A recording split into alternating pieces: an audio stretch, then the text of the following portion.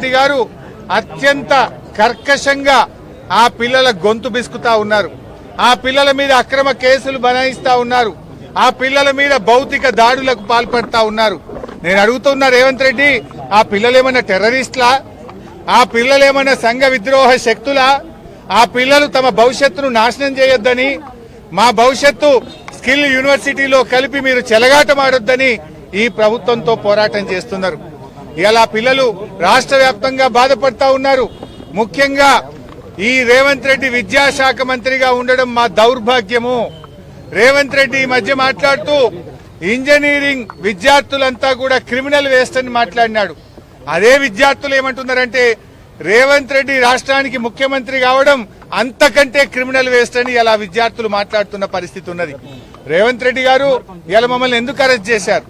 మేము వరంగల్ పాలిటెక్నిక్ కాలేజీకి వెళ్లి ఆ పిల్లలతో మాట్లాడడం వల్ల మీకు వచ్చిన ఇబ్బంది ఏంది? ఆ పిల్లల బాధలు మేము వినడం వల్ల మీకు వచ్చిన ఇబ్బంది ఏంది? మీకు ఎవరు చెప్పినారు స్కిల్ యూనివర్సిటీలో కల్పని? ఎవరైనా దరఖాస్తు ఇచ్చిండ్రా? అసలు what is skill university? Skill university PPP model, public private participation తో స్కిల్ యూనివర్సిటీ ఏర్పాటు చేసినారు.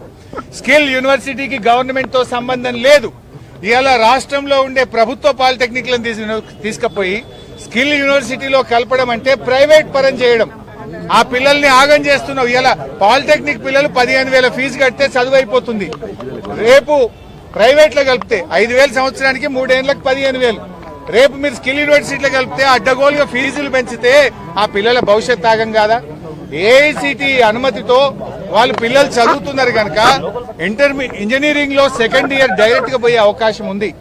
రేపు నువ్వు స్కిల్ యూనివర్సిటీలో కలిపితే వాళ్ళ జీవితాలు ఆగమవుతాయి. ఇవాళ polytechnic is different, ITI is different. నీకు అవగాహన లేక ఐటీఐతో పాలిటెక్నిక్ లను కలపడం వల్ల పిల్లల జీవితాలు ఆగమవుతాయి. ఇవాళ ఒక వరంగల్ పాలిటెక్నిక్ లోనే 10 మంది విద్యార్థులు టీసీ తీసుకున్నారు. ఇవాళ వాళ్ళ తల్లిదండ్రులు పాలిటెక్నిక్ కాలేజీకి వచ్చి వరంగల్లో ఈ రేవంత్ రెడ్డి పుణ్యమాని మా పిల్లల జీవితాలు ఆగమవుతున్నాయి, మా పిల్లలు పాలిటెక్నిక్ చదివితే ఎదగాకుండా అయిపోతారని ఒక్క వరంగల్ పాలిటెక్నిక్ లో 10 మంది తల్లిదండ్రులు టీసీ తీసుకొని పిల్లల్ని తీసుకొని ఇంటికి పోయిన పరిస్థితి ఏర్పడ్డది. రేవంత్ రెడ్డి ఇప్పటికైనా కళ్లు తెరువు, చిల్లర బేసిజాలకు పోకు. నువ్వు కళ్లు తెరిచి వెంటనే జీవో 97 రద్దు చేయాలని, పాలిటెక్నిక్ లను యథావిధిగా ప్రభుత్వంలోనే నడపాలని చెప్పి మేము డిమాండ్ చేస్తా ఉన్నాం. నువ్వేదో కమిటీ చేసినావు, ఈ కమిటీలు జాంతానై పిల్లలు ఒకటే చెప్తుండ్రు, కమిటీలు వద్దు. కమిటీ దేనికోసం? స్కిల్ యూనివర్సిటీలో కలపడం కోసం కమిటీ. కలవడానికే మేము సిద్ధంగా లేము.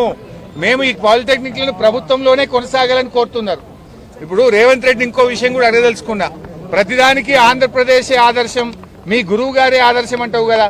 ఆ ఆంధ్రప్రదేశ్ లోనే పాలిటెక్నిక్లను స్కిల్ యూనివర్సిటీలో కలిపి పొరపాటైందని, పిల్లల భవిష్యత్తు దెబ్బతింటదని నాలుక గర్చుకొని ఇప్పుడు ఆ పాలిటెక్నిక్లను తిరిగి స్కిల్ యూనివర్సిటీ నుంచి హైయర్ ఎడ్యుకేషన్ లో కలపడం జరిగింది. వాపస్ తెచ్చుకున్నారు. మరి మీ గురువు గారు నీ ఆదర్శంగా ఉండే ఆంధ్రప్రదేశ్ వెనక్కు తీసుకుంది కదా, నువ్వు కూడా వెంటనే వెనక్కు తీసుకోవాలని చెప్పి మేము డిమాండ్ చేస్తా ఉన్నాం. ఢిల్లీలో కూడా ఇది ఫెయిల్ అయింది. ఢిల్లీలో కూడా పాలిటెక్నిక్ స్కిల్ యూనివర్సిటీలో కలిపితే అక్కడ కూడా ఫెయిల్ అయి ఢిల్లీ ప్రభుత్వం కూడా వెనక్కు తీసుకున్నది. మరి ఢిల్లీలో ఫెయిల్ అయింది, ఆంధ్రప్రదేశ్ లో ఫెయిల్ అయినాక ఇక్కడ ఎందుకు చేస్తున్నావు? అంటే ఇప్పుడు ఇవాళ స్కిల్ యూనివర్సిటీలో కలపడం అంటేనే ప్రైవేట్ లో కలపడం. ఇవాళ రేవంత్ రెడ్డి నేను కోరేది ఒక్కటే, అనవసరంగా ఈ పాలిటెక్నిక్ విద్యను ప్రైవేట్ పరం చేయొద్దు. నేను రాహుల్ గాంధీని కూడా అడుగుతున్నా, రాహుల్ గాంధీ అంతటా పోయి ఉద్యమాలు చేస్తున్నావు, ఢిల్లీలో చేస్తున్నావు, బీహార్ లో చేస్తున్నావు, మరి తెలంగాణకి ఎందుకు వస్తలేవు? ఇక్కడ కూడా జెన్జీ రోడ్ల మీద ఎక్కి పోరాడుతుంది కదా, 1,00,000 మంది పాలిటెక్నిక్ విద్యార్థులు పోరాడుతున్నారు కదా, ఫీజు రియంబర్స్మెంట్ కోసం విద్యార్థులు పోరాడుతున్నారు కదా, నిరుద్యోగులు జాబ్ నోటిఫికేషన్ కోసం పోరాడుతున్నారు కదా. ఆనాడు రాహుల్ గాంధీ, ప్రియాంక గాంధీలు యూనివర్సిటీ మెట్లెక్కినారు, లైబ్రరీల చుట్టూ తిరిగినారు, నిరుద్యోగుల చుట్టూ తిరిగారు, హామీలు గుప్పించారు. ఎందుకు ఇప్పుడు రావట్లేదు? అంటే ఢిల్లీకో నీతి, తెలంగాణకో నీతి. రాహుల్ గాంధీ గారు ఇలా నువ్వు ఏ రకంగా అయితే పోరాడుతున్నావో ఇలా తెలంగాణకు వచ్చి పోరాడు, మా పాలిటెక్నిక్ విద్యార్థులతో మాట్లాడు, రేవంత్ రెడ్డికి మొట్టికాయలేసి జీవో 97 రద్దు చేయి. ఇలా ఏందండి వరంగల్లా మేము వస్తున్నామని చెప్పి పాలిటెక్నిక్ కాలేజీకి తాళం వేస్తారా పోలీసు వాళ్ళు? పోయి అన్నం కూడా పెట్టారు. ఆ పిల్లలకు 1 గంటకు అన్నం పెట్టాలంటే హాస్టల్ బంద్ చేస్తారు, మెస్ బంద్ చేస్తారు, కాలేజీకి తాళం వేస్తారు, పిల్లలకు అన్నం పెట్టరు, పిల్లల్ని బయటకు రానియరు. ఇదా ప్రజాపాలన? ఇది ప్రజాపాలన కాదు, పోలీస్ పాలన. ఇది తుగ్లక్ పాలన, ఇది రాక్షస పాలన. ఇవాళ పిల్లల జీవితాలతో చెలగాటమాడుతున్నటువంటి పాలన. ఈ రాష్ట్రంలో పేరుకే ప్రజాపాలన, జరుగుతున్నదంతా కూడా పోలీస్ పాలన జరుగుతా ఉంది. ఇవాళ బాధ్యతాయుతమైన ప్రజాప్రతినిధులుగా మేం పాలిటెక్నిక్ కాలేజీ పోతే నీకు వచ్చిన నొప్పేంది రేవంత్ రెడ్డి? మమ్మల్ని ఎందుకు ఆపాల్సి వచ్చింది? రాహుల్ గాంధీ గారు వెంటనే జోక్యం చేసుకోవాలని, ఈ యువతరం తిరగబడక ముందే, ఢిల్లీ తరహా ఉద్యమాలు జరగక ముందే తక్షణమే రేవంత్ రెడ్డికి చెప్పి జీవో 97ను రద్దు చేయించాలని చెప్పి కూడా మేము డిమాండ్ చేస్తా ఉన్నాం. ముఖ్యంగా ఈరోజు రేవంత్ రెడ్డి పాలనలో ఎక్కడ చూసినా కూడా దాడులే జరుగుతున్నాయి.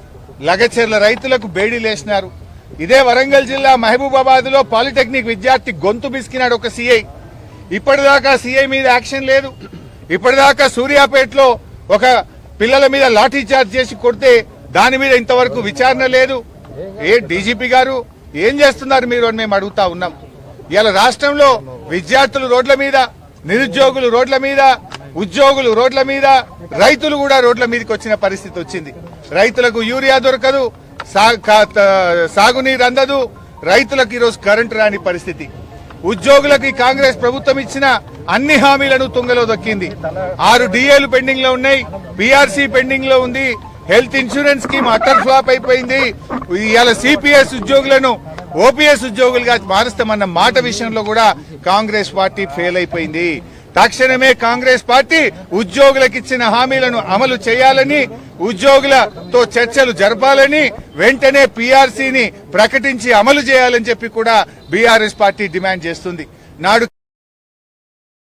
73% ఫిట్మెంట్ ఇచ్చారు. కేసీఆర్ గారు ఉద్యోగుల కోసం ఆ రోజుల్లో మన తెలంగాణ ఉద్యమంలో పాల్గొన్నారని ఒక ప్రత్యేకమైన ఇంక్రిమెంట్ కూడా ఆనాడు కేసీఆర్ గారు ఇచ్చారు. రేవంత్ రెడ్డి 3 ఏళ్ల పాలనలో ఉద్యోగులకు చేసింది ఏం లేదు, గుండు సున్నా తప్ప.